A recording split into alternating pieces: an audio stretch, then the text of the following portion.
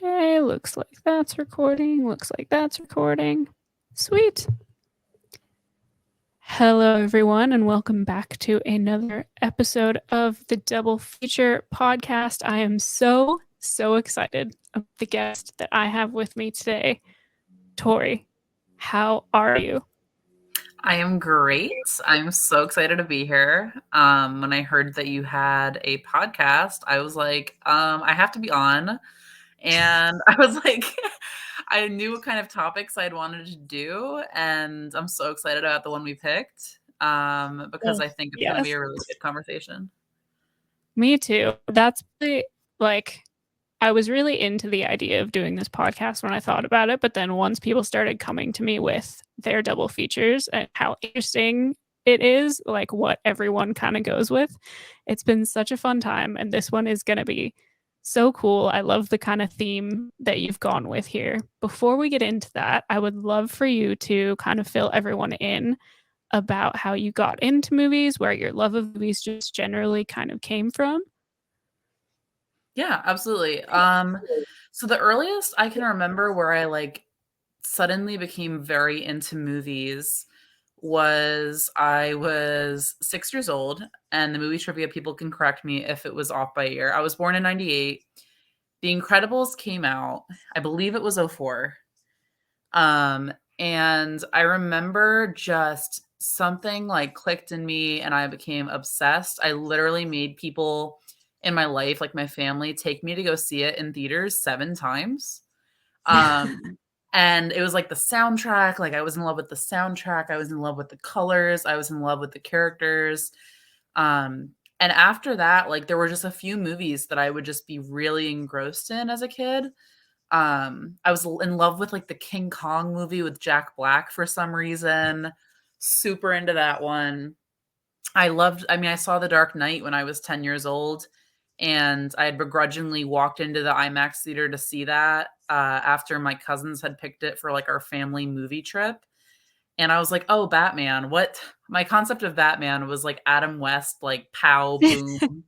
I was like, what is this going to be? And I remember seeing that movie and making everyone go see it with me 5 times in theaters because I just couldn't get over how in love with it I was. And since then, I mean, it's just been something I've been passionate about, like from talking to people about it for hours if I find out that someone likes movies the same as me, to, loving horror movies, which is like a whole community of people that just want to talk about it, to Marvel, to, it just has been something that's always been with me. And like The Incredibles was kind of like the first one that I remember really hitting me in a way that was just different. And after that, like I just would be obsessed and want to talk about movies as much as possible. So that was kind of like my earliest memories of like when I saw a movie and it just hit me. And after that, it was just kind of like, I want to go see them. I want to know what's going on. I want to go see, if I like an actor or actress, I want to see what they're doing. If I like a director, I want to see what they're doing next. Like it just became like something I was passionate about.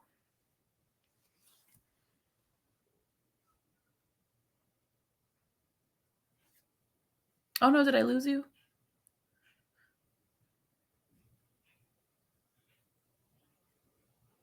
It's the time that you're going through it, and sometimes it's really not. Like for me, when I was really young, I was probably like 5, something, like I was young, and at the time it didn't hit me, but I used to sit there and rewatch the double VHS set of Titanic just like over and over again as this little kid who had no idea like what was happening. Look Mhm. back and I go, that and the original VHS collection of Star Wars, like that's all I watched. Yeah. And I really formed kind of how I got into movies after that. But okay, so this is a question I like to follow up with, and some people have an answer for this, and some people really don't. So there's no wrong answer. But when you watch a movie, is there some specific element that usually sticks out to you more than others? Like if a movie has a really strong script or a really strong score or like the cinematography, is it something that really speaks to you specifically?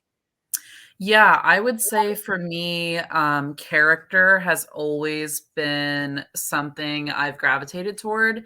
And I think that kind of even shows in the movies I mentioned with like The Incredibles and Dark Knight. I was obsessed with the syndrome in The Incredibles. Like that was my draw because like I feel like that movie was interesting in that it was a kids movie, but it gave you a villain that was interesting that you saw as a child, and then you saw the arc of like him being an adult and just holding this grudge the whole time. And then it following and meeting kind of the family and it basically being the character of Syndrome causing the whole movie. But then, I go into like The Dark Knight, and I mean, that's basically a character piece of Christian Bale's Batman and Heath Ledger's Joker. I mean, it's the two of them basically just pushing the whole movie. I mean, of course, Gotham is important and everything else is important, but it's overall those two interacting and how they're interacting and how the scenes that they're being put in that's really driving that movie. And I found that my favorite movies always have a strong character, an interesting character, a flawed character. I think the movies we picked even today have characters that are flawed, that are interesting, that you can say to yourself, I don't know if I would do that or would I do that? And it makes you just question like your own experiences of how much you relate to them. But overall, that's always been something where if there's a good character, even if they're just sitting in a room doing kind of nothing, I will still watch it and usually like it. So that for me has always been kind of my draw for most movies when I'm watching something new. That definitely fits very well with the theme we're going to be going with today, which I'm really, really excited to get into. So kind of leading into that, have you ever actually done a double feature at a movie theater? Like, have you gone with the intent doing a back to back? I've gone like accidentally made my own double feature where like I like didn't want to leave the movie theater and I like saw Paranormal Activity with like something completely different. And why I love double features though is because there's some interesting connection to most movies. Even if it's like the same actor or actress or director or something like that, like you can it's interesting when you compare and contrast two movies how Yeah, many new themes or messages or points you'll get out of them because you're like comparing it directly with something. So I've accidentally done it where I've like been like, oh, I want to go see Paranormal Activity, but I don't want to leave the movies. So let's go see like Iron Man 3 or something like something that's completely bizarre. I've done it accidentally, but I've never gone to a specified double feature before. I would love to though. that's it's fair enough. It can be tough to do just because if timings don't align with stuff, like you really have to try and plan ahead a lot of the time to do it. Um, do you think there's something specific that makes a good double feature, or is it you kind of just can cram two movies together and figure it out? I think when you have an overall idea or theme, or I think it's especially interesting if two movies tackle the same topic but do it differently, which is kind of why today, like the movies that we picked, I thought would be interesting to compare and contrast. And we'll get more into why, but I think there's an interesting discussion to be had about how movies are received, and when two movies cover the same topic or have very similar themes, why we perceive them differently, what specific elements made one movie successful or just differently received by audiences versus another. I think those are the most interesting, but I do think there's a fun part of like, doing like Jaws and Star Wars together. It's kind of like, oh, let's go have like a summer movie double feature night. You don't necessarily have to like analyze Jaws or Star Wars like, Return of the Jedi or something. You can kind of just go and see both of those and like have a fun time. But I think comparing contrasting two movies together that do have some connecting theme or historical event they're both covering, or even like if you look at two movies from the same actor or actress or director or like cinematographer, you can see even the development in that person by looking at the two movies and seeing the similarities but also how they may have changed things. So I usually like some connecting part of it, but I think there can also just be a fun part of it of, throwing two movies up there that have nothing to do with each other, like Paranormal Activity and Iron Man 3, which is, I think, what I did. So, For sure. Sometimes you can just go crazy. It's fun. It doesn't matter. But That is definitely not the case today, even though these are both two very fun movies in their own way. You kind of on it already, but I would love if you would talk about what kind of led you to choosing the movies you chose and then letting all of our dear listeners know what we're talking about. Yeah, so the 2 movies I chose, I had a handful of movies I was thinking about because I really wanted to talk to you about feminine rage and how feminine rage has been shown in movies throughout the years, and how it has been received by audiences differently depending on kind of the movie and other elements of the movies that we'll talk about. And, I had a handful of very classic feminine rage movies that I could think of. Like, there's like Carrie, which, is like now, I guess, older or an actual classic horror movie. I think more recently, there's like Midsommar, Pearl, like horror has kind of really taken over the feminine rage genre. Um, but I specifically chose the two today, which, Gone Girl and Kill Bill, because I think there's an interesting conversation about why Kill Bill is seen by a lot of people as this like justified, like, yes, like go get them, like, cut them in half. Like there seems to be a huge support for Uma Thurman's character in Kill Bill and the justice that she gets and the revenge that she gets, even by male audiences.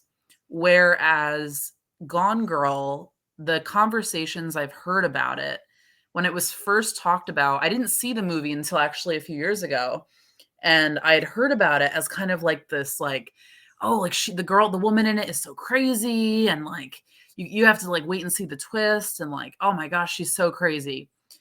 And then I watched it and I was like, I mean, there's definitely the twist is crazy, but I think I was, during the movie, I was like, I kind of get this. I was like, like again, it's a movie. I would never do what, Uma Thurman's character does in Kill Bill, and I would never do what I'm blanking on her name, the actress who plays Amy in Gone Girl. Oh, Um, I don't know why I am now too all of a sudden. My I'm like, mind is she's just like, gorgeous. absolutely not. Yeah, like I I don't don't I'm like, I'm gonna Google it right now. But I'm like, I don't know why. I would never do what they did, but I Rosamund think Pike, that's her name. Rosamund Pike. Rosamund Pike, gorgeous, amazing, fantastic in the Yes. movie. They're both fantastic, but there's Yes. a difference in how people react to it and how they receive it. And I was curious because even though I wouldn't do what either of those women in the movies did, right? Like I can't samurai chop 100 people. And I also could not murder someone, right? Like we both all agree as a society those are wrong things to do. But in the Yeah. context of the movie, you're like, girl, I get it. Like I get it. We're Yeah. here, let's do the mission, let's do Yep. the thing, get your It's like revenge. I support women's wrongs while Yeah. watching these movies. Yeah. You're 100%. like you're like, I get it. It's a movie. I'm allowed to be like, girl, I get it. Like let's Yeah. get through this. But it's very interesting to me how differently those two movies are talked about. Um, because arguably Uma Thurman's character Beatrix in Kill Bill does worse things ethically than Yes. Yeah. Rosamund Pike's character in Gone Girl. But Rosamund Pike's character in Gone Girl is like very vilified, and I've heard even people mention that she's like like a serial killer or like a horror figure because of what she does. Whereas Uma Thurman's character in Kill Bill, I've never heard be talked about that way. I don't know if I'm missing that conversation, but I've always heard Kill Bill talked about in a way that is justified, good revenge. People root for her for the whole thing. And I picked Yeah. the two movies because I was like, there's some interesting thing going on here that says something more about us as an audience. Whereas, if I'd picked like a Midsommar and a Kill Bill or something like that, it was like there are a couple of movies like Carrie where people are okay with feminine rage, but then there are movies like Midsommar, Gone Girl, um, Pearl, where people instead label the woman as crazy, as, psycho. And I was very curious as to why that was and wanted to talk about it. So, Yeah, and I think it's really great. because I think even just feminine rage in general outside of movies, even outside of pop culture, just the reactions to it can vary so much based on context, based on much anything. And these two movies are a great example of that. Um, did you? So this is going to be a pretty big conversation, I think. Do you have a place you kind of wanted to start? Like, do you have an idea of why you think they're viewed differently, or do you have your own perspective of kind of how you see them through a different lens, or do you think they're the same? So that's a really good question because there's a lot of elements going on, right? Like we could talk about, is it the production of the movie that leads to the audience viewing it differently? Is it the writing? Is it the acting that makes us relate to one character more than the other? Is it the time? I mean, like Kill Bill lengthwise is what, the two parts together, like 6 hours, seven Yeah, it's hours? long. It's That we long. get with her, and we get with her from the moment where her trauma happens, which, spoiler alert for Kill Bill, I think, remember, the start of the movie shows you um that Bill essentially tries to kill her at a wedding, Yeah. and she's pregnant, and she ends up living, and that kind of starts the whole revenge story, is that she lives when she's really not supposed to, and knows what he did, and lost her baby, and was in a coma for years. And she had been a part of like this assassin squad with him. And so she has these skills that allow her to pursue him and kind of cut through these other, as you can call them, samurai assassin people. Yeah. It ends up being a very violent revenge story. And I think, I guess, to start, yeah, I think that there's something about um, the time of the movies that we could even start with, because that even leaves out the actual films themselves. Like, is it this fact that Kill Bill, we sit with Beatrix, for Uma Thurman's character, for like 6 or 7 hours? Is it the fact that we start with her? We never really get Bill's perspective, right? So we're getting Beatrix's perspective. We're getting the moment of why we're here. And then we're following her from the time she wakes up in the coma to when she finally gets to him. And is that why we relate to her and are okay with the fact that, I mean, I don't know what the kill count is, but she murders like a couple hundred people. The scene in the first one Yeah. in Japan with the Crazy 88s, I mean, Yeah. that's like a couple hundred people in that one scene Yeah. alone, where she Easily. Easily. no Yeah. holds bar kills people, slices off their arms, violent. Yeah. Um, but we're okay with that. But then Gone Girl, I think the runtime is still longer. It's like 2.5 hours. I Um, think so. Yeah. but we start with Ben Affleck's character's perspective in that movie. Rosamund Pike isn't really introduced until like halfway through, a third of the way through the movie in real time. We get kind of memories with her through, again, his lens, but we don't really get her until a chunk of the way through the movie. And so it's like, is it just the movie setting us up to question one woman's actions over the other more? Where Kill Bill kind of allows us through the time to just relate to her. We want this satisfying moment of revenge. We're okay with it because we're sitting through these hours of film to get to when she finally gets to Bill. Or, is it something else that's going on? I think the length has something to do with it. I don't think it's the full story. But I do Yeah. think the way they introduce the perspective of Ben Affleck's character first in Gone Girl might lead people to just relate to him naturally. They care about him maybe a little bit more. They see that he's flawed, but they're like, you know what? Like, he's our kind of main character. These things are happening to him. So her doing all of these things to him isn't justified because he's our character. He's our guy, right? He's the one we're trusting to kind of go through the story with. I'm curious what you think of like that time effect as well. If you think it has anything to do with why audiences think one girl is crazy and one girl is a badass hero, Right. like. Yeah, I hadn't thought about it that way. I think that's interesting. I do think have to kind of a two-part, having Kill Bill be a volume 1 and volume 2 definitely gives you more time to get to know the character, which could have something to do with it. I do think your point about framing, though, is interesting because you're right. The movies are heading us up in two completely different ways. In one movie, we meet our female protagonist straight away. We're thrown right into her perspective and what's happened to her, and we can immediately sympathize or empathize with what she's going through. And it just kind of gives you no time. Like it hits you immediately and you're in it.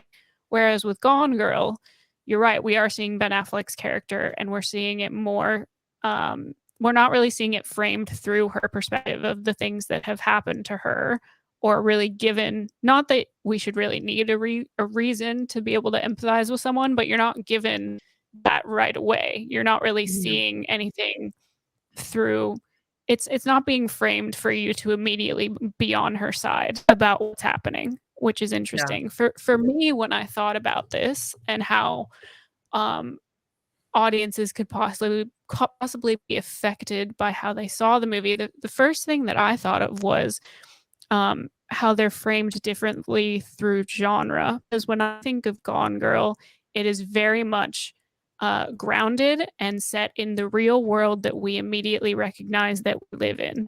Mhm. We see it as these characters are people we could literally be or literally know. Whereas Kill Bill, it's set in fantastical Tarantino world that we're Mhm. very much used to seeing not as our real world. Like it's Mhm. something completely it's parallel to us, but it's not us and that's not where we're living. And the characters feel real to an extent, but they're also very fantastical. They're very elevated and they're in a way caricaturized.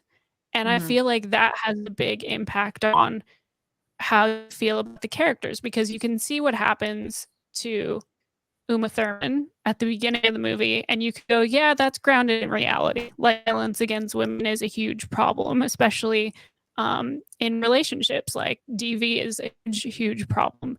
Mhm. But you're almost able to separate it from the real world because like oh she's an assassin and she can go into a room and kill 100 people with a samurai sword and there's this secret organization that she's part of and it's a world that we can definitely separate from ourselves and I think that this kind of sounds dumb but that makes it feel like it's more of a movie than Mhm. like a reality. Like you're seeing it through a lens of I can root for this person because this is so clearly a movie. This is not something that just real people do and happens to real people. Whereas when you see me done, you see it and you go, wow, this woman could actually be a serial killer. She's doing realistic things a real Mhm. murderer would do. And that was just kind of the first place my mind went when I go, why do people think one of them is crazy and one of them is not? When the one that they think is crazy is doing the far less crazy things. Mhm. Like the one that they can root for is doing the complete heinous, like mass murdering thing. And they see that and go, hell yeah. And I just Yeah. feel like it has so much to do with how it's presented to us. 100%. I agree, I agree, and I think it's interesting also to note, like we mentioned Tarantino, both of these films are directed by male directors. So David Fincher's Gone Girl, Quentin Tarantino's Kill Bill. So also keeping that in mind because they're telling a woman's story really, but through obviously like a male directed perspective. And Yeah. I think what's an also important point that I wanted to bring up is obviously the inciting incident is different for both characters, right? And I think that that's interesting because for Uma Thurman's character in Kill Bill, the inciting incident that causes her to want revenge is she is shot by Bill while she is pregnant at her wedding to a new man. She's tried to separate herself from Bill, get away from him. He crashes her wedding, shoots her, leaves her for dead, right? And she remembers all of this and that is like the reason for her revenge on everyone in the movie. And so there is a lethality to it that you get. You're like, he tried to literally kill her. Killed her baby, is our understanding when she wakes up. And you can feel that viscerally, right? That's like the ultimate kind of betrayal in some people's view. Um, Gone Girl, right? He does not Ben Affleck's character. So domestic violence is introduced in Gone Girl in a really interesting way because she accuses him of physically hitting her or pushing her at a point in the movie. But then it is later revealed that that was a lie. And you're reading a diary entry of hers that was made up essentially to inform the twist of the movie and essentially get Ben Affleck's character into trouble. And the inciting incident with Gone Girl is, that she finds out after they've been married for years, they live together, been talking about having kids, the whole thing. He cheats on her with a younger woman, right? And essentially distances himself from her. He loses his job. He's essentially relying on her for money. It just turns into a like emotionally volatile situation. It shows you scenes where he's just using her for sex, like it's not anything romantic anymore. And she during her monologue in kind of the middle of the movie, which is like one of my favorite monologues, Yeah. she tells you her thought process, right? She tells you what she did and what's going on. And she says a quote that's really interesting where she says that he killed her by doing what he did to her. In her view, which I think is a very valid point of view, he killed her and who she was by cheating on her and abandoning their marriage because she had put all of her coins into that basket by moving out with him to Missouri. She doesn't even know anyone here, right? The cops mentioned that several times. She's gone and lived with him because he wanted to live in Missouri with his family. She doesn't know anyone. She owns the bar that he works at. She's now, we assume, in her mid 30s, I think, late 30s, mid Yeah. 30s. And she's wanted children, but he didn't really want them. And now she's reached a point where that might not even be an option for her if she were to leave him. And him cheating on her to her killed who she was, and she no longer could be the same person, no matter what choice she made to move forward. And I think there's something to that where I don't know if the audience didn't really believe it, where it wasn't given the same gravity of Uma Thurman's character, where he shoots her. It's more explicitly shown that he tries to kill her. Whereas in Gone Girl, it's like a more implicit, sinister kind of violence where I think she's valid to say, you killed me by doing this. I can't live the same life I was living before I found out about this. And Yeah. because of that, I'm going to get you back. And I think there might be something where him cheating on her, a man cheating on a woman, is almost seen as so common now and Yeah. so, or really always, or so just like that's just how men are. So just like, commonplace that it's not given the same gravity or weight or importance or value because we are so used to it as people and as an audience. And I think there's an important part of that that is really interesting of why we received it differently.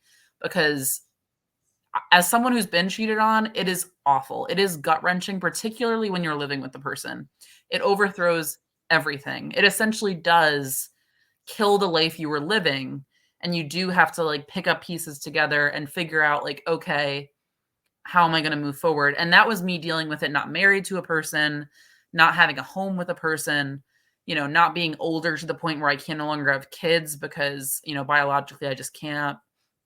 And I think that there's something there where we just didn't really care that, like, we as in an audience, there was less care about what happened to the character of Rosamund Pike than there was to Uma Thurman's character. I don't know if you agree or if you have a different perspective on that.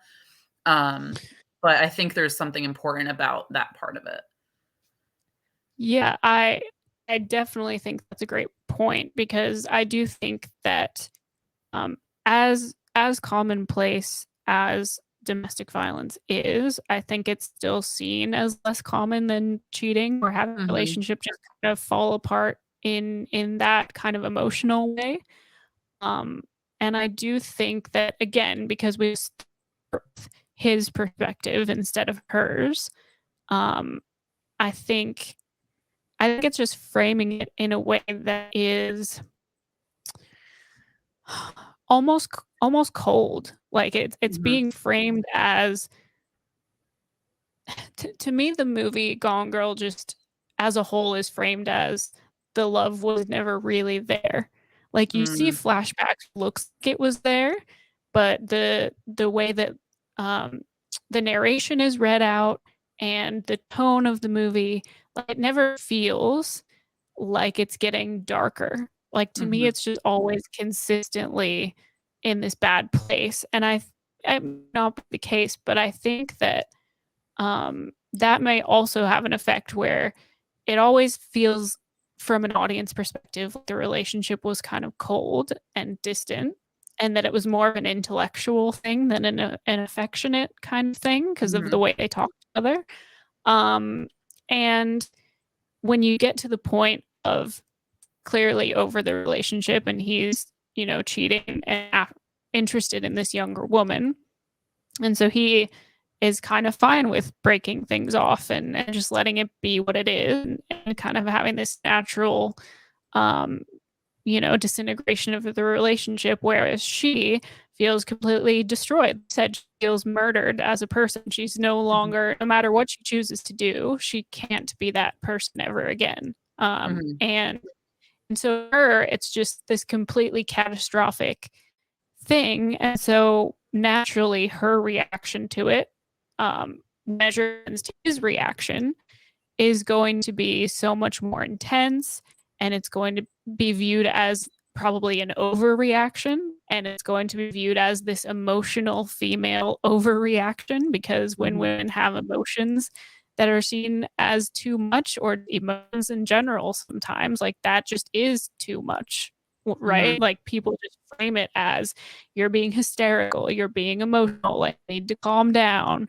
Yep. And I You have to be a think good that's girl. also a big, yeah, yeah, Yeah. exactly. Like you need to behave, like you need to put on the image, like this relationship needs to look from the outside like it's fine. Like we have a reputation.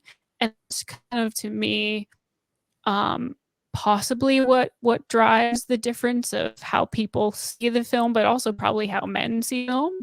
Mhm. They see it and maybe they see, one of their exes, maybe they see it as someone who they felt overreacted to a relationship they were in, whereas kill is just a completely different thing, right? Yeah. Yeah, I think, what's interesting too is when you go to the monologue, when you just were saying that too, I mean, the monologue is kind of meta in a weird way for this conversation because Rosamund Pike's character explicitly mentions that, she wanted to be the cool girl, and what a cool girl was the girl who behaves, who, if she gets cheated on, is like, "You know what? I get it. You made a mistake. Let's move on." The girl who, can eat a cheeseburger but still be skinny, the girl who, doesn't have to do her hair in the morning and it still looks really great. Like Yeah. it's this kind of unobtainable standard of the perfect woman, and she really tried to be that, and it even backfired on her when she was doing it perfectly. And I think it's weirdly poignant for this conversation because she basically, what I find so interesting about her and why I like her as a character and I like the movie was just that she kind of acknowledges, yeah, I could have been the good girl or cool girl, and I could have just, been like, yeah, you cheated on me, so let's get a divorce, or, let's break it off, or let's work it out and try to figure it out from there. But instead, she decides to enact on the rage she feels and take it out on him. And he, am I allowed to curse? Do you Yeah, want me yeah. she Yeah. he fucks around and finds out, right? Like he got with a girl, a woman who was smart, who was a writer. And as one of another movie I really like called The Wife, there's a quote in that movie that says like, never piss off a good writer. Like he goes into the relationship with her knowing how smart she is, how much money she has, and he still fucks around and finds out. And it's, I think it's interesting that, like, if the audience wanted her to be a good girl, it literally is proving her point in the monologue of, yeah, I know I could have done that, but what would it have done for her, right? If she had Yeah. just done the thing where she was like, yeah, let's get a divorce or let's work it out, what does that leave her besides nothing? Like, either way she Yeah. loses, and she just chose the path of, I'm gonna lose, but you're gonna come down with me, instead of choosing Yeah. the path where she loses half of her finances, whatever she's gonna lose, looks embarrassed, looks shameful because her family's famous and it's gonna come out that he cheated on her. She just chooses the path where she takes him down with her. And I think to be angry at her, I mean, it's like, it's hard to say what would have been the right choice to do because she does acknowledge the point of being the cool girl, being the good girl gets you nothing. Yeah. And when she did do that, it literally got her nothing. She saw it. So she Yeah. just decided not to be anymore. Yeah, I think you bring up a really interesting point with that. This might sound a little weird to start off with, but when I think of Amy and I think of her being a writer and deciding to, table down her because she's going to lose either way, I think a lot of the way that the media and the public have always treated Taylor Swift. If you're going Mhm. to date Taylor Yes. Swift, you better not fuck around because she's going to write about you because the media and everyone's going to blame her and she's going to lose breakup anyway. So Yep. what does she have to lose writing about what she's gone through? Like it makes me think of just the way that media and people from the outside of relationships view women in the Mhm. situation. Like they're always going to be the one to lose. So they have to choose how they want to lose. Like that's their right to decide, you know what? I'm going to be viewed as the villain. I'm going to be viewed as the guy. I'm going to be viewed as, well, what did you do wrong to make the situation bad? Mhm. And I'm going to choose how to handle it. And sometimes that's, well, if my name's going to be dragged through the mud, you're going to come with me. And that's just Yeah. how it's going to be. Yep. And yeah, I think that's an important point too, is that even though these are movies, what I found so interesting about comparing them was there's the audience reaction difference. And I think the audience reaction difference also relates to how people react to just issues with women in the media, like Taylor Swift. Um, there's so many examples that you could say, like even like the Me Too movement, which is essentially a Yeah. feminine rage movement at the Yeah. bottom line, end of the day. It's women saying, I lost in this situation, something, right? Like it was awful.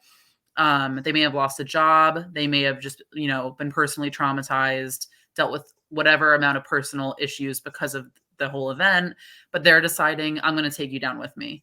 Like, yeah, like I'm going to have to deal with all of this shit and people saying that I should have just been quiet, but I'm going to take you down with me. And I think it's interesting. I think more movies are depicting feminine rage because it has been more of a public conversation that we're allowing women to have this moment. But I think another important point that I wanted to bring up when we talk about women is when we're mentioning all of these movies that are kind of like classic feminine rage movies. So Gone Girl, Kill Bill, Midsommar, Carrie, the list goes on and on a bit. A lot of these movies, if not all of the ones I just named, are white women. And there is still a huge stigma toward Black women or women of color expressing rage, right? And I think even the lack of the showing of that in film shows that we are still not as accepting of Black or brown women being rageful, right? Because even with white women being labeled as crazy or psycho or inappropriate or whatever words they get called if they're rageful, Black and brown women get called way more things if they express rage. And they face a huge amount of consequences for doing that. And I wish there were movies I could have pulled from to pick one of these that would have been a predominantly Black or brown female character, but there really hasn't been a classic Yeah. feminine rage movie, unless I can't think of one, where it's not a white woman. Yeah. And all of the issues we're talking about here apply to them as well, but there's even more stigma. We're really not accepting of Black or brown women expressing any sort of rage, revenge, um, Yeah. anything. And the lack of that in films, I think, is reflective of that. And I think again, it goes to a bigger point of like how we view women's issues as a society and how we view women getting revenge or being outspoken, because being outspoken and saying, hey, this man did this to me is a way of expressing rage, right? Yeah. Even if we do it professionally and we do it, calm voice, and we just say, hey, this guy did it to me. Here's what happened. Here's how it affected me. Here's what I think should happen. That's still going to be seen as rageful, even Yeah. if it comes from a place of calm. Well, I think so. I love that you brought up the lack of diversity when it comes to feminine rage films, because I was having this conversation. I was talking to Jacob a little bit after I had rewatched, because I sat down and rewatched volume 1 and 2 of Kill Bill before this, just because I really needed a refresher. It's been a couple of Mhm. years since I've seen either of them, and I I think that I love Uma Thurman, and I think her performance in these movies,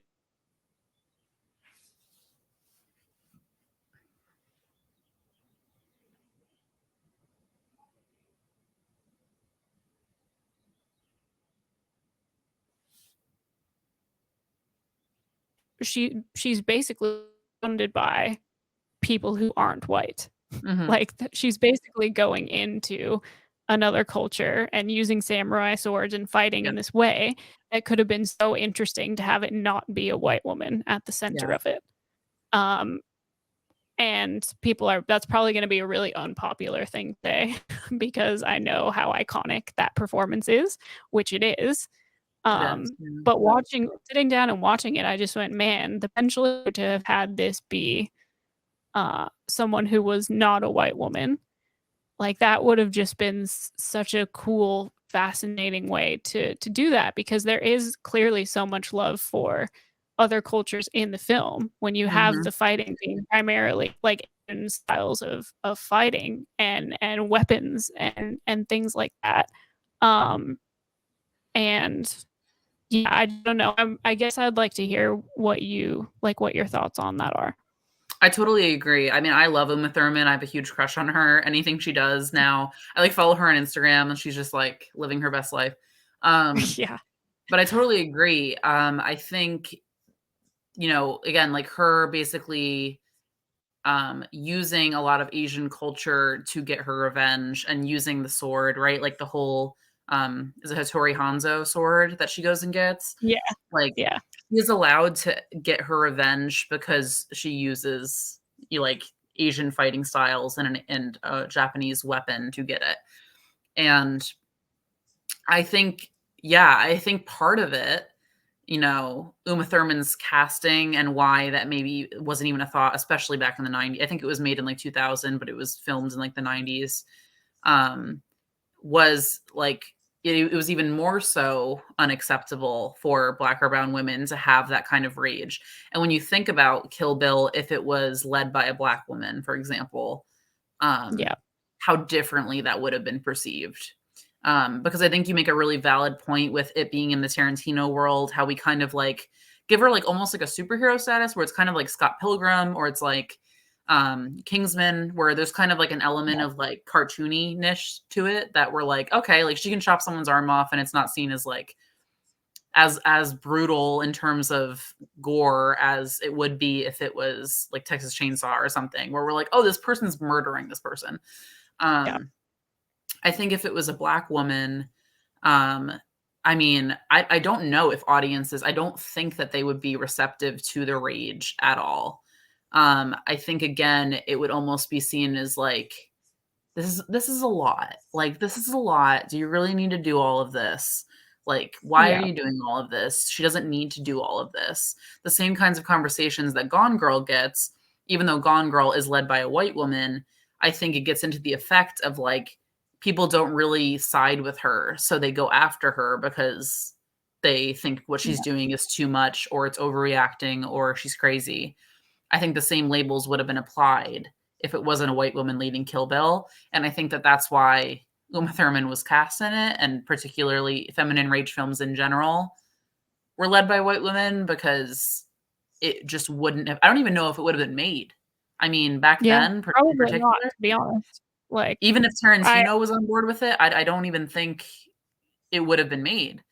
And I think no, that's an I important don't part of the feminine agree. rage conversation is how women in general aren't allowed to be rageful, but in particular, Black and brown women and women of color, are in particular still not allowed to be, even to the point where we don't have movies where it's even in it, like, right? Like, we're not even at the point where we could, like, watch a movie of it and be like, "Cool, fun, let's go get revenge in this movie."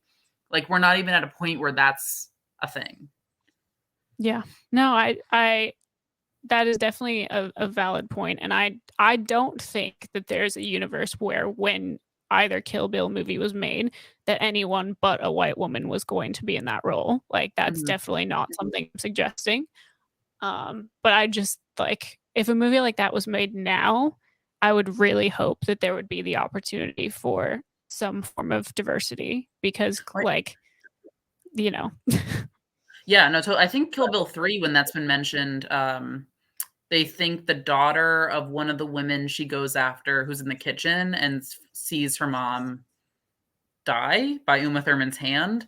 People have Yeah. said that for Kill Bill Volume 3, it might be the daughter grown up getting revenge on Oh, Uma Thurman.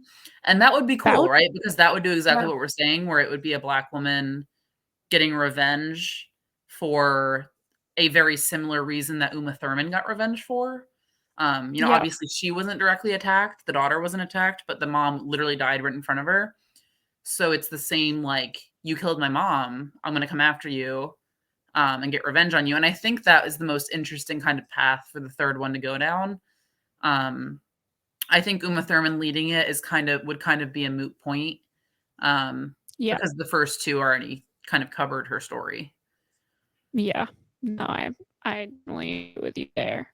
Um, well, I think that is a pretty good way to at least kind of summarize how we feel about the different ways that people view the women in the films. I don't know if there is anything else about that in particular you wanted to touch on, but I would love to talk about also just kind of I kind of brought it up already, but the differences in tones and how the films are presented to people and the score and the soundtrack and like the colors and just Mhm, they're so vividly different when it comes to how they're being presented that I think has mhm, so much to do with how they're perceived. Like, it like we said, the Tarantino world is just it's so distinctive. You know when you're watching a Tarantino film, right? Whether it's mhm, because of color, whether it's because of the way that the shots are composed, whether it's because of the soundtrack that's being used. It's so very distinctive. And like you kind of brought up, it almost feels like you're watching a superhero movie. It mhm, almost feels like you're watching a comic book. Whereas Gone Girl, there really isn't much color. It's very drab. It's very monotone. Like it's mhm. very to me, it comes off as very cold. Like it's not. It almost feels like you're watching a documentary, like a Yeah, serial killer kind of documentary. yeah. Which I think is such a fascinating. Like I love these two films in particular, kind of comparing and contrasting because they just feel so different in almost every single way. Yeah, 100%. I mean, I think when I think Kill Bill, I literally think of her in the bright yellow jumpsuit, and I think it's, like, Yeah, the fact that, like, she's blonde and she's in Japan for the first one, so, like, she just stands out. She's tall. I mean, Uma Thurman's a huge woman. She's taller than me. I think she's, like, 5'11". yeah, Um, and so it's, like, that force in general also.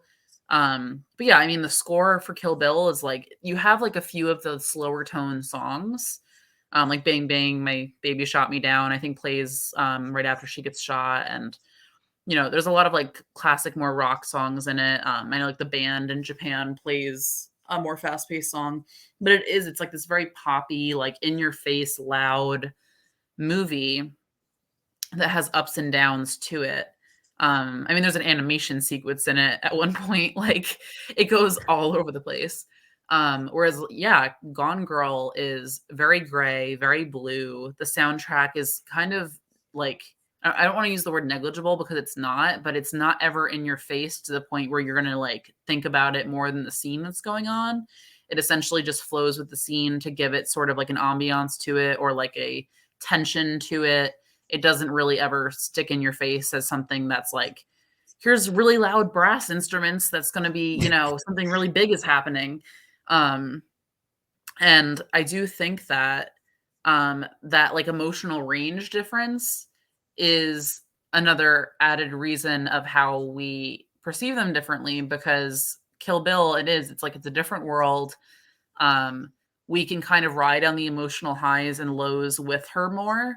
Whereas Gone Girl, it's cold. Like you're not really, wanting to like hang out with Rosamund Pike's character after. Like you get her, but you're like, do I really get you? Like you don't feel any sort of closeness to her. You kind of feel like an observer the whole time.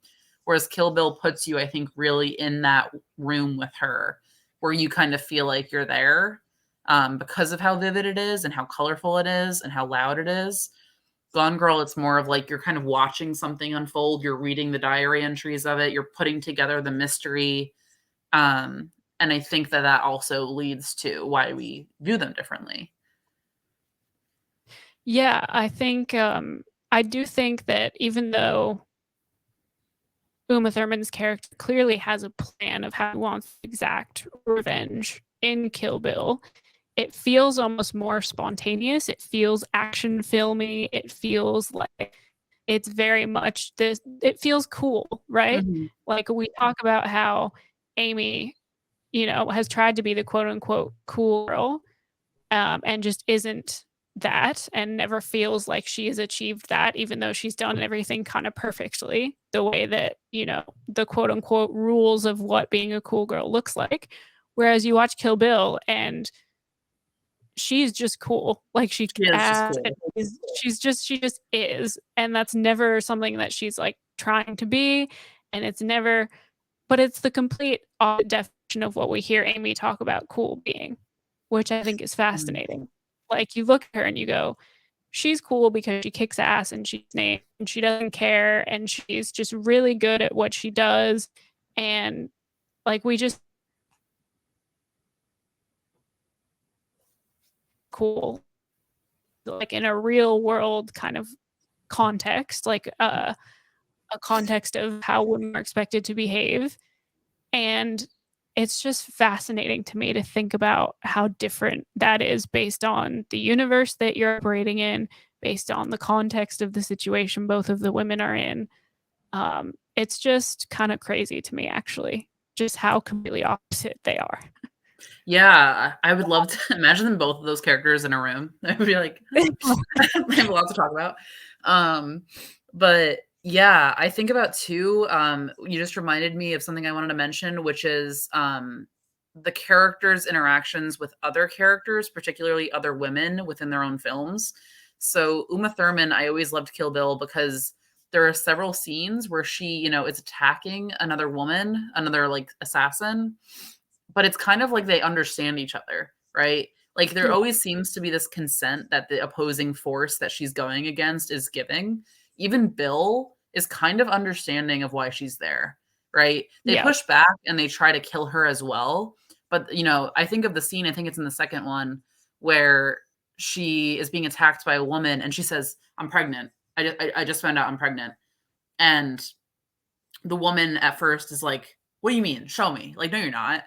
And then, Uma Thurman's character reveals like the pregnancy stick, and the women kind of have an understanding moment of like, oh, shit.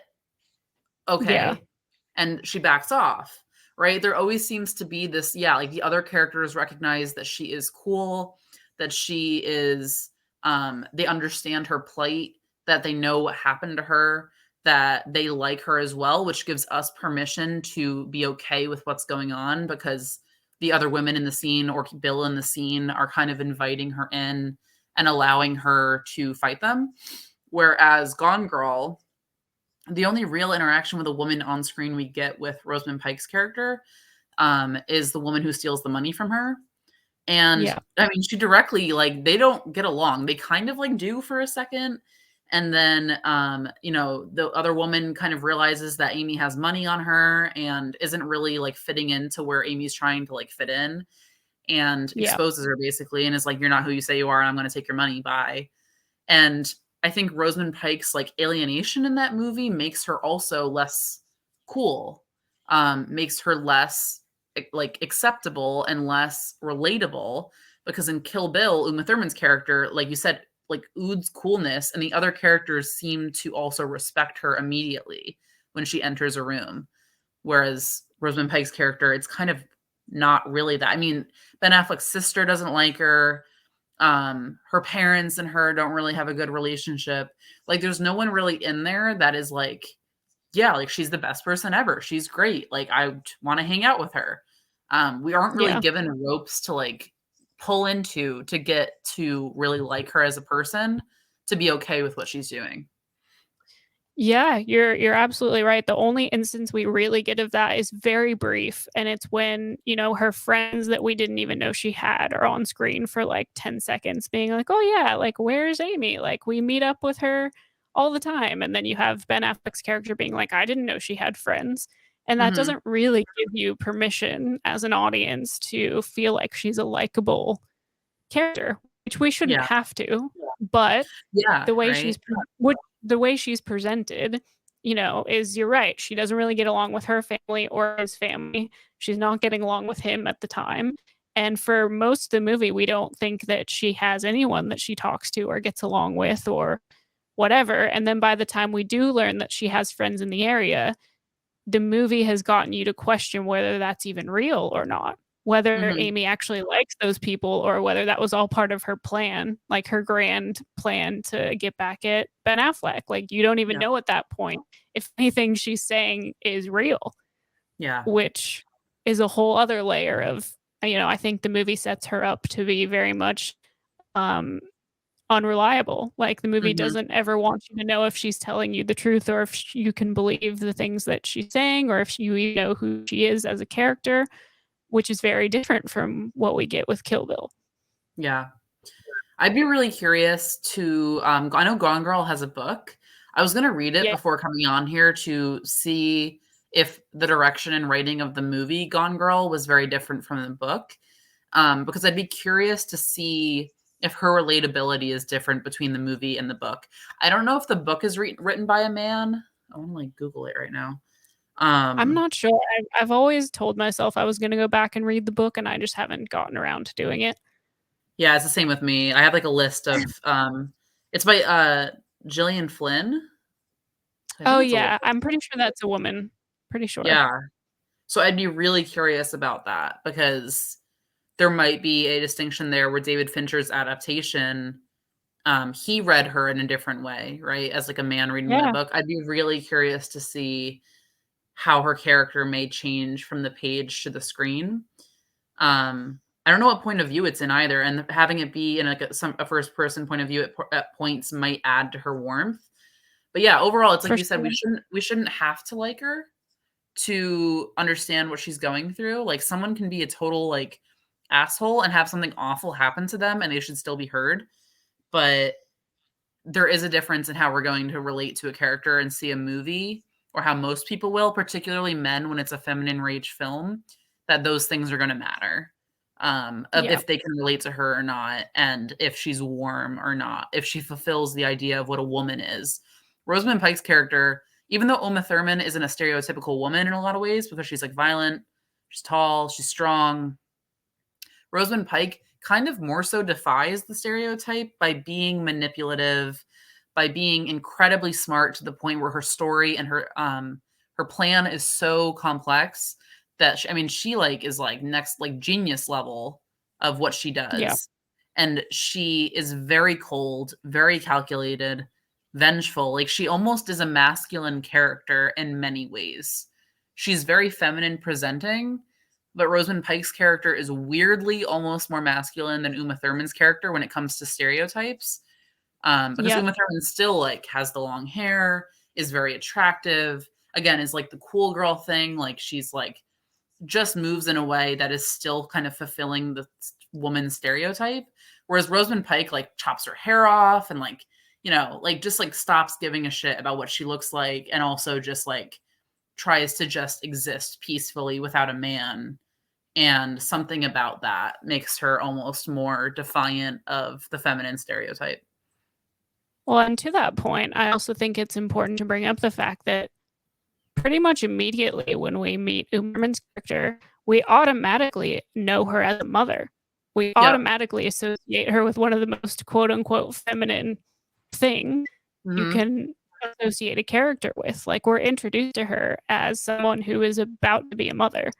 Yeah. Whereas we, Amy, and again, like we get introduced to her as very cold, as someone who's very intellectual and very aloof and very, mysterious and doesn't really you know, talk about having kids uh very much. Like it does get mentioned and it's not really brought up until the end of the film in a serious context. But I think that's something that is also so ingrained in people, where if someone's presented to you as a mother, that just goes with femininity and how we see it. Yeah, and I mean, even again, like Gone Girl being kind of meta to this conversation. I mean, Amy's character knows that, and that's why at the end of the movie, again, spoiler, go watch Gone Girl. Um, she gets pregnant, right? Like Yeah. she knows, well, besides the fact that she can kind of like keep him with this pregnancy, right? Like he has to be responsible to her. Um, I think the main motivation was also, well, people are gonna really adore me and care about me more now that I'm a mother than they ever would have if I was a single woman. And I'm going to use that to again get back at you. And I know with Uma Thurman's character, it wasn't really, we don't know like if she accidentally got pregnant or what it was, but there was still like, again, yeah, you're right. Like she was a mother from the get go. That was part of the inciting incident. And so perhaps a lot of the relatability to her was connected to that. Whereas for Rosamund Pike's character, we didn't have that. She was just a single woman on her own, because she literally addresses that fact toward the end of the movie by being pregnant, getting pregnant.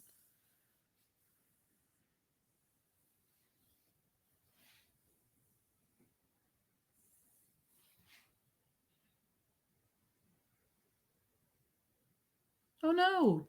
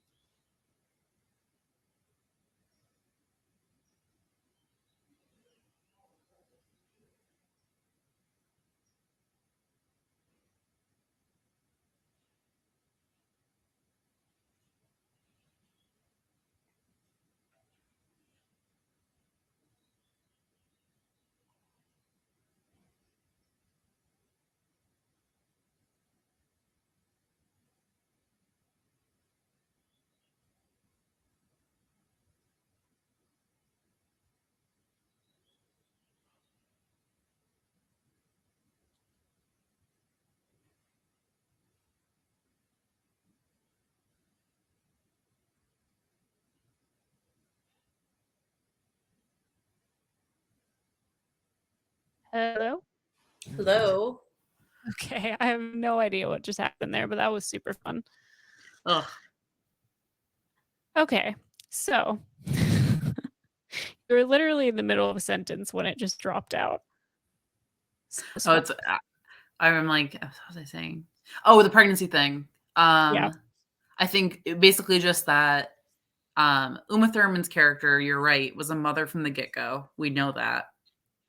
And perhaps that's why audiences in general relate to her more or dub her more warm and just yeah, understand what she's going through more.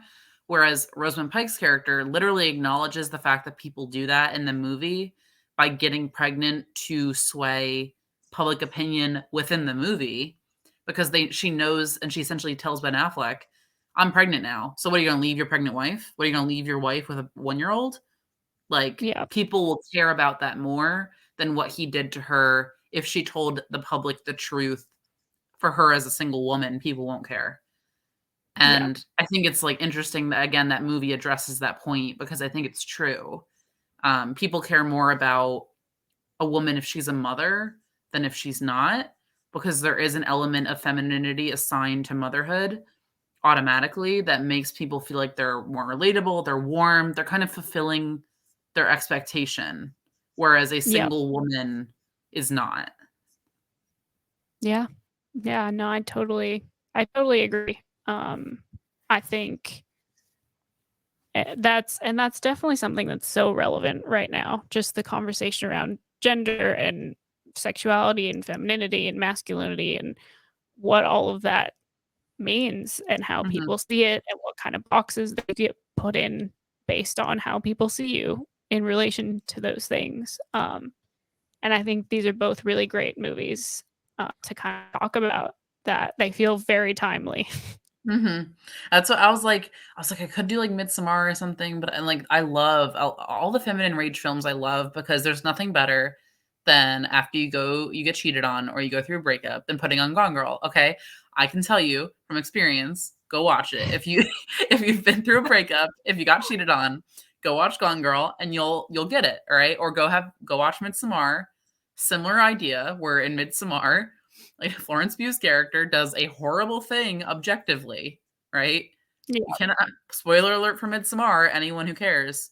Um, I'll give you a second, but objectively, you cannot burn someone in a bear suit alive, right? We all no, agree that no. is not the move. But when you're in the movie, you're like, I don't even know what I would do here. You're in the middle of nowhere. This guy has literally just been like an asshole. Um, there's a whole nuanced conversation to his character in the movie of how people perceive him and her. But realistically, like, she does an awful thing similar to Gone Girl, but you either relate to her or you don't by the end of the movie, and either the movie earns it for you or it doesn't.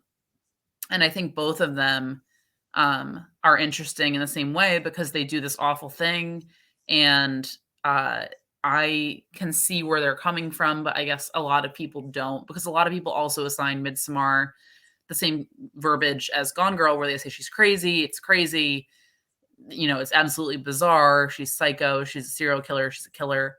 Um, Whereas again, Kill Bill, it's not described in the same way. It's not given the same verbiage. Even Carrie, and Carrie's an interesting one because Carrie, you would weirdly think would go the opposite, where a lot of male audiences in particular would not be supportive of Carrie's actions. But Yeah. in my experience, they are. And it might have to do with the bullying part of it, where a lot of people relate to being bullied. And there is Mm, a unified sense of, like the satisfaction of like getting back at your bully that Carrie yeah. preys on that makes you relate to her, even though she's doing an objectively awful thing. Killing your school, again, talk about a modern thing, not Yeah. an objectively good thing. But for some reason, we watch that movie and we're like, you know what, Carrie? I get it.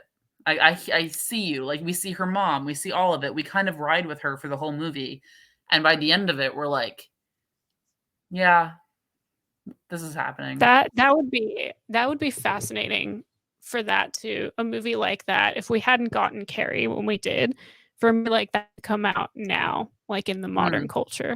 with the way things are in schools and bullying and just like it's fascinating to me how you're right. People seem to really get behind Carrie and just kind of how relevant the conversation of volatile behavior in schools and that all coming to really horrific ends at Mhm. this point. Um, yeah, that's a whole other conversation that we could spend way too much time on. There's so many movies I was thinking about, but it just felt like Gone Girl and Kill Bill were 2 of, like, polar ends of the spectrum of feminine rage that I was like, there's an interesting conversation about what makes them different, what makes them similar, why do audiences react to them differently, and you can apply these same points to other movies with feminine rage or just movies in general, but I think feminine rage in particular, if you take a Midsommar and a Carrie, what makes them different? What makes people respond to them differently? And I think how we've talked about it so far is a lot of the big points of like how the movie's directed, how it's presented, um, how the direction of like the colors and the music kind of sways you into feeling a certain way versus another, and how that's important when you think about um, like movies that tackle really important issues and why we may sway a certain way over another. It can show you like how differently you might respond to something that's the same topic or idea, is a woman getting revenge, but you respond to it differently depending on how the movie's directed, how it's acted, how the character is presented, how much of the character's backstory we get. Like we can fall into a very different camp very quickly, depending on those factors. Yeah, I completely agree.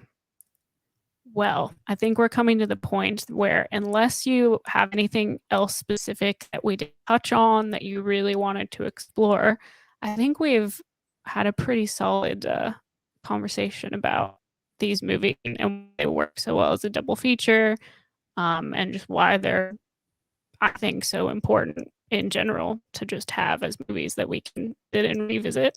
But was there anything else you kind of wanted to say or touch on? Anything we haven't kind of gone through? No, not that I can think of. No, I think we both like covered a lot of the points I was thinking about. And yeah, I would say if you haven't seen these movies, definitely go see them. Um, they're both worth a watch. Kill Bill is more of a time commitment, but overall, like I think, especially if you want to get into what feminine rage really is and how it can be depicted in films, I think they're both kind of classic feminine rage movies at this point. I know Gone Girl is a more recent film, but I think just with the popularity at this point and the conversation surrounding it, it's really going to stand the test of time with feminine rage, just like how Carrie has, just like how I think Midsommar will also stand in that camp for a very long time, because there's really interesting points brought up in both movies. And even though Kill Bill is a funner time overall, you can, put it on with friends and have a better time. Gone Girl's not really one you're going to put on at a party or anything and have a good time. But I think there's still interesting points in Kill Bill about the aspect of like the motherhood part of it, and um what revenge, what, is it even worth going to the lengths that she does to get revenge, and how she feels by the end of it. And uh, I think Bill's character overall and the domestic violence aspects are really important points of conversation to have. And yeah, I would recommend watching both of them if you haven't seen them. All right. Well, we'll end on kind of one last question then. I like to ask this of everyone, and I'll kind of expand on it a little bit just with this circumstance. Do you think there is an order that they should be watched in if people are going to do this as a double feature?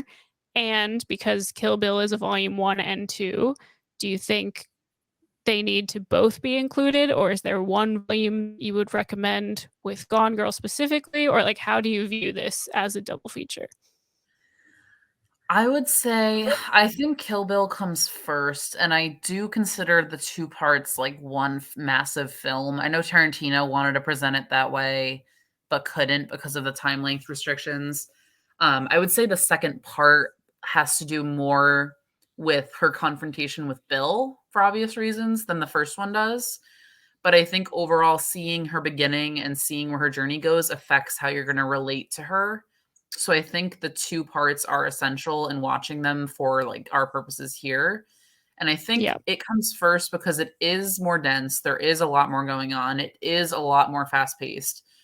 I think Gone Girl is a slower second act movie, but when you view it in the context of Kill Bill and kind of the conversations we're having, I think it would be a really interesting dive into it. And the juxtaposition between the two films of how different they are, I think can still be a satisfying kind of ending to have the slow buildup of Gone Girl versus the very fast, aggressive, in your face of Kill Bill. For sure. Well, you heard her, everybody. That is the assignment. If you're going to do the double feature, that is how you're going to do it. So please take notes on that.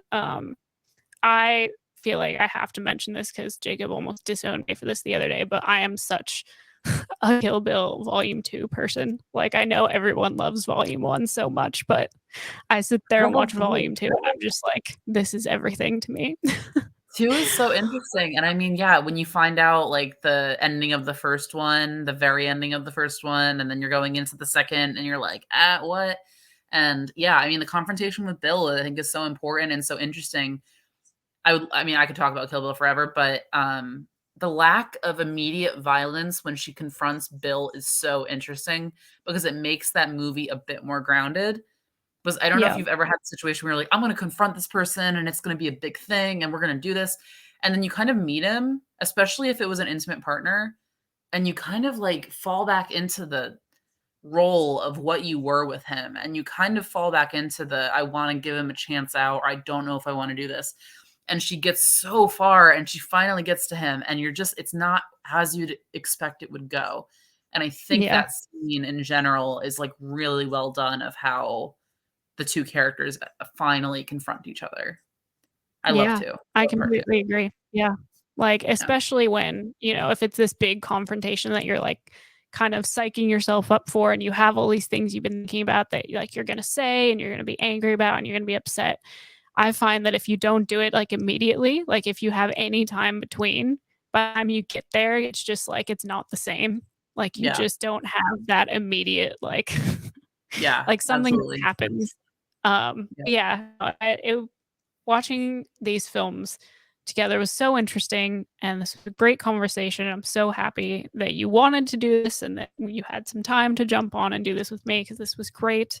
Um, I would love if you have another set of movies in the future that you want to talk about. You're always welcome to come on, so please let me know Yes. because this is just so fun for me. I love doing this kind of stuff, especially with people who can just talk and talk and talk and talk All day. because I've had friend conversations about movies for, like, hours where we were literally, like, at a restaurant and we had to, like, leave because they were closing, and we were like, "Oh, oop."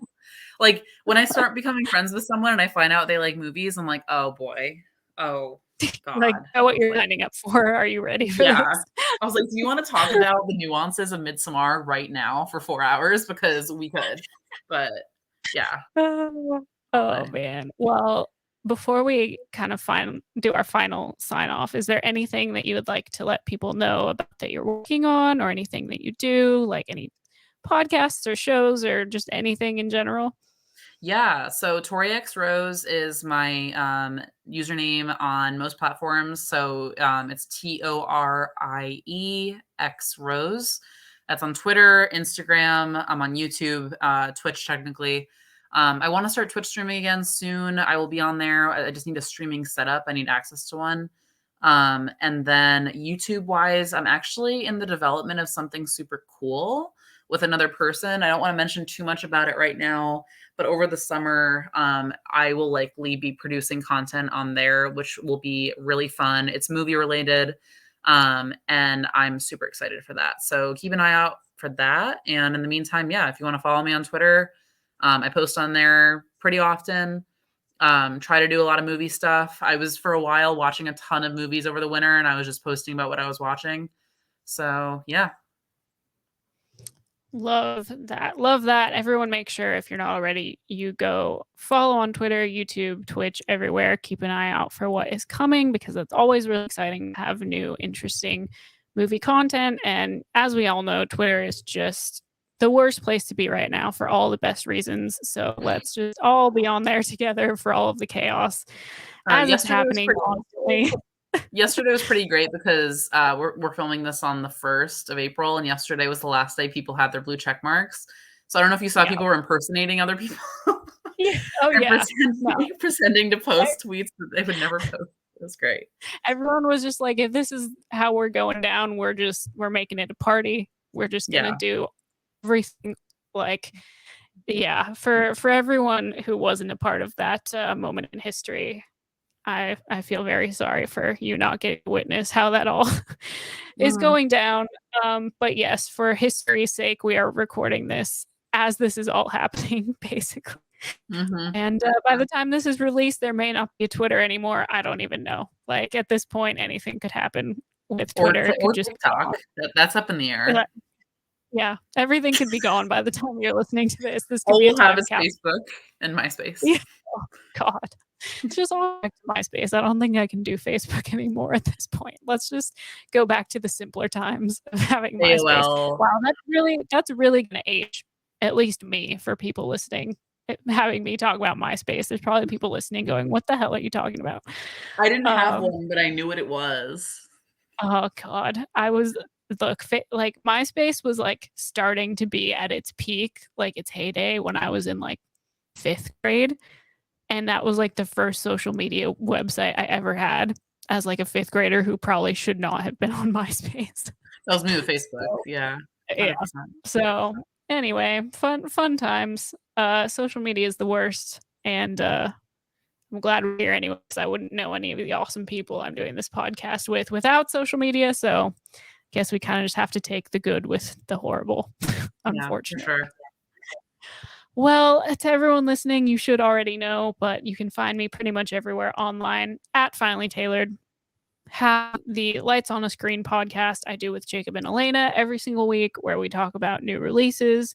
We didn't do an episode this week, technically. Like when you're listening to this, we probably have, but as this is being released, we didn't record one this week. The next episode we are doing, we're talking about John Wick Chapter 4 and Dungeons and Dragons.